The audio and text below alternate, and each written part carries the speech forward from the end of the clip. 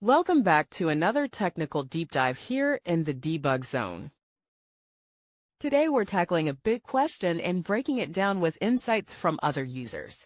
Hopefully this clears up some misconceptions and helps you get the answer you need. So buckle up, stay a little curious, and let's jump right in.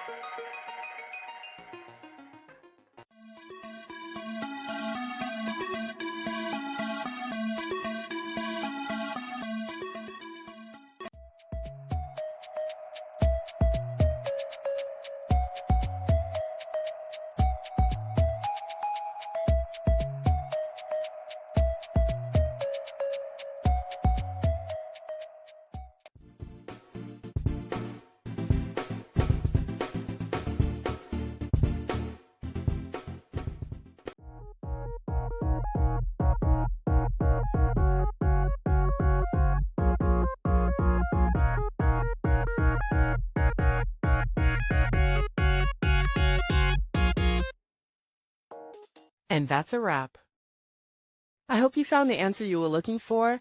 If you did, take a second to hit that subscribe button. It really helps out. And let me know in the comments which solution worked best for you. See you next time in the debug zone.